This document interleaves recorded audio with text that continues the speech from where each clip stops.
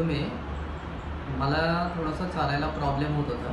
चालायला म्हणजे की मी असं थोडंसं गाडीवर चालण्यामध्ये याच्यामध्ये मला गॅप पडत होता.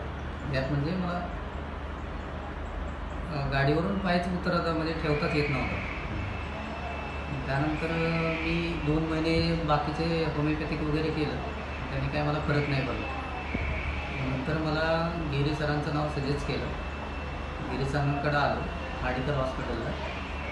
त्यांनी एक्सरे वगैरे काढला, त्यांनी बघितलं तर माझा हिपचा जो बॉल आहे तो बॉल रिप्लेस करण्याची त्यांनी सजेशन दिली.